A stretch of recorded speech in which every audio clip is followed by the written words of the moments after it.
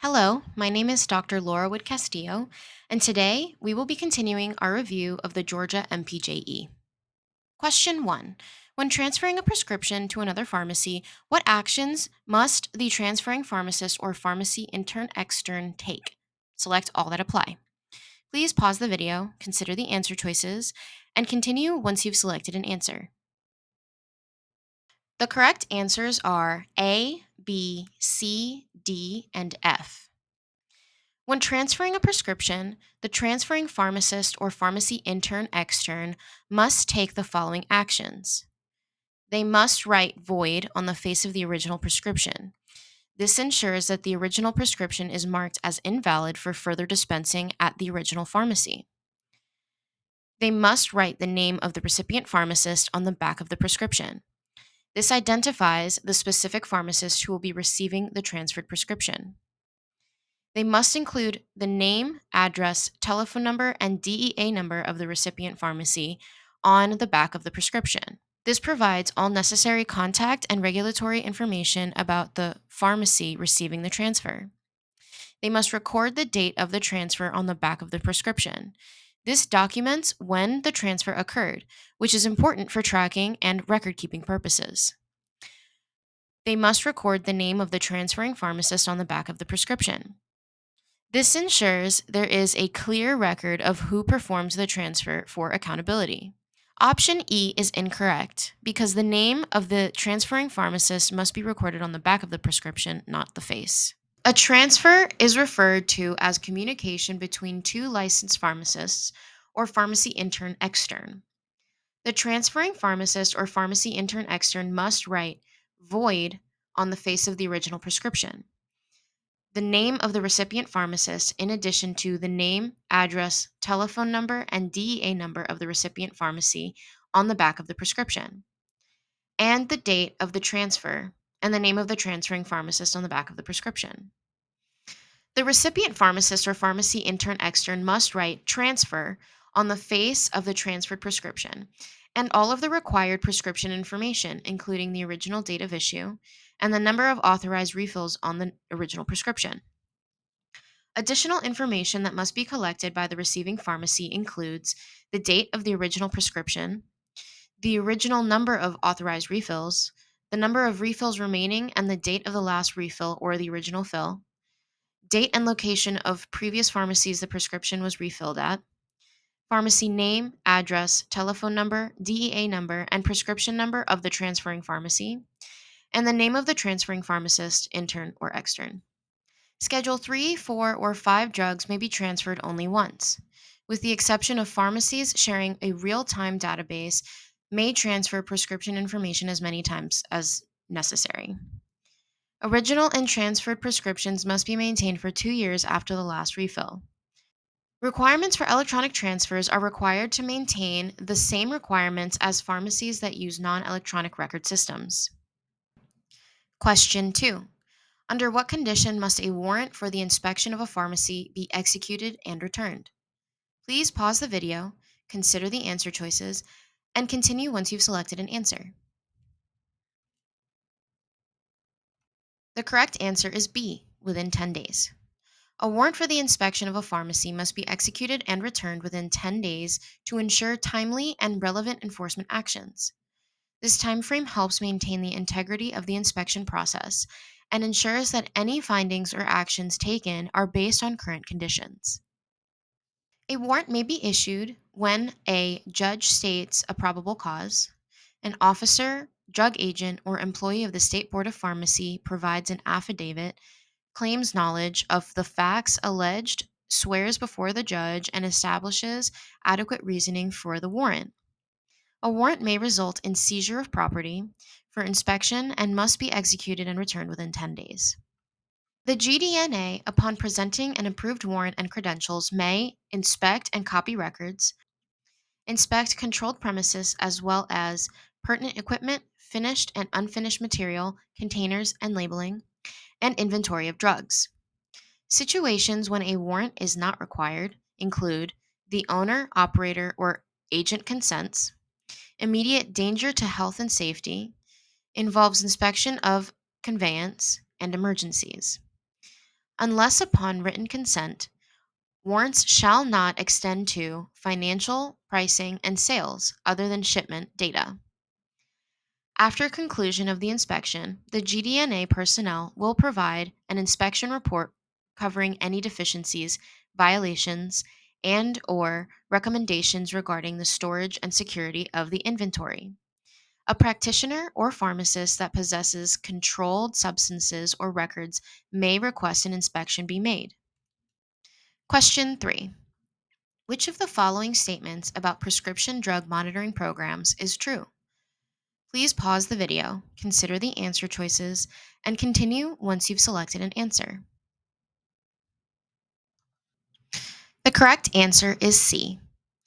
The PDMP stores controlled substance prescription information for 5 years.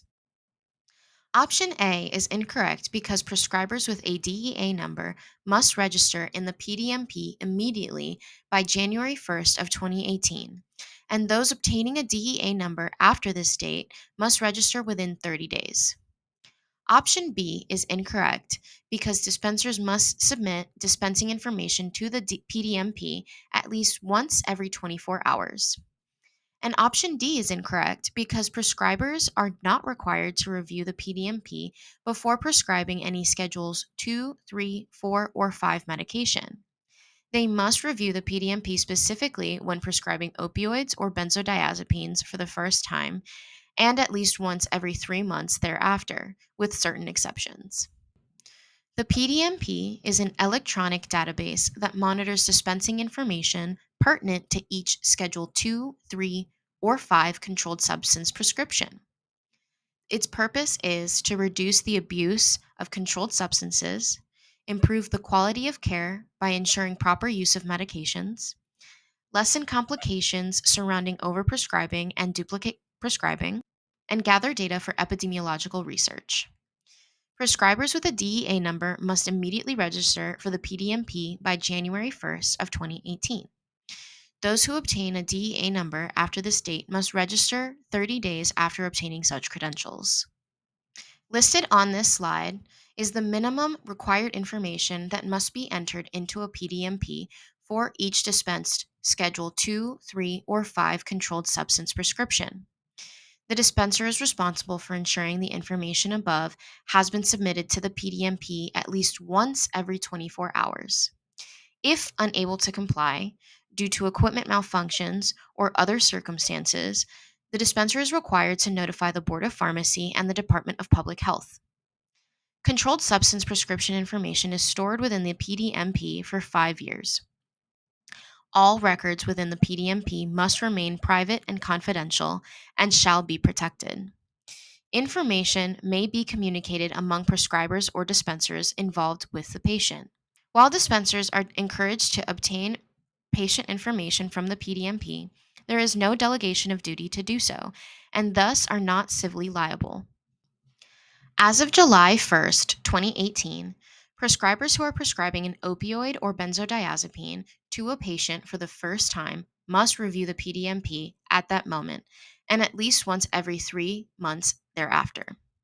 Exceptions to this rule include prescription is for a 3-day supply or contains 26 pills or less, the patient is in the hospital or healthcare facility, a prescription for no more than 40 pills or a 10-day supply for a patient with recent outpatient surgery, a patient that is terminally ill or under outpatient hospice, and a patient that is receiving cancer treatment.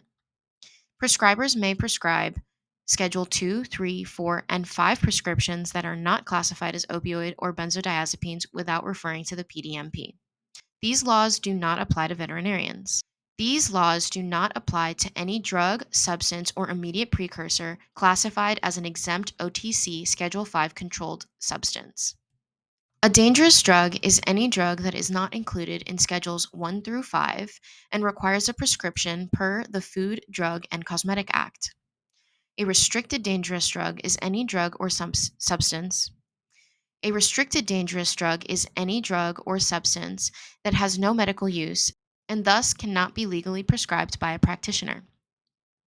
A drug can be removed from the dangerous drugs list, and the removal is based on the actual or relative potential for abuse, the scientific evidence of its pharmacological effect, the state of current scientific knowledge regarding the drug, the history and current pattern of abuse, if any, the scope, duration, and significance of abuse, the potential of the drug to produce psychic or physiological dependence, and whether such drug is included under the Federal Food, Drug, and Cosmetic Act. Question 4. Which of the following statements regarding the Georgia Dangerous Drug Act is true?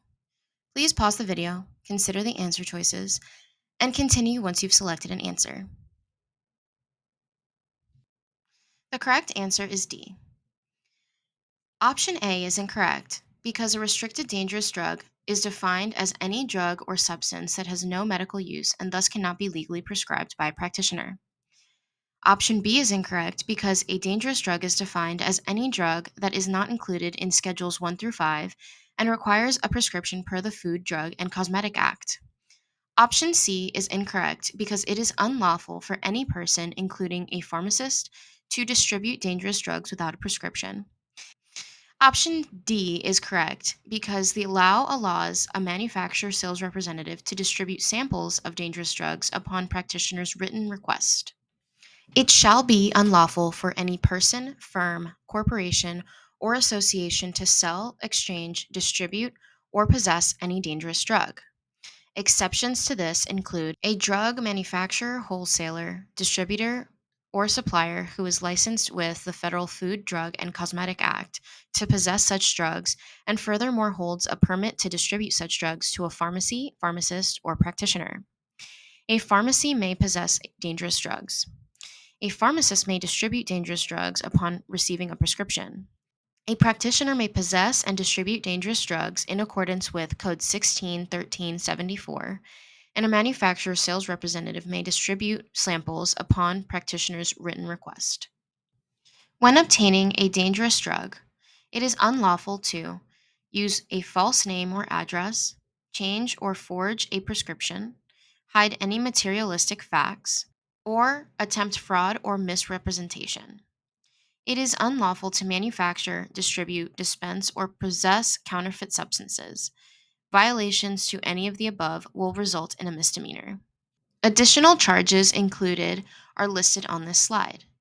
Please pause to read through and commit it to memory. Question 5. What are the potential consequences for a licensed person who has been convicted of a criminal offense involving the manufacture, distribution, sale, or possession of a controlled substance or marijuana? Select the correct statement. Please pause the video, consider the answer choices, and continue once you have selected an answer. The correct answer is B. Option A is incorrect because the individual must notify the licensing authority within 10 days from the date of the conviction, not 30 days. Option B is correct because failure to contact the licensing authority within 10 days may result in a potential revocation of the license or permit. Option C is incorrect because upon the first conviction, the license or permit may be suspended for a minimum of 3 months, not revoked immediately. And option D is incorrect because reinstatement of the license or permit may be permitted upon completion of an approved drug abuse treatment and education program. This concludes our review of Part 3 of the Georgia MPJE. Stay tuned for the next one.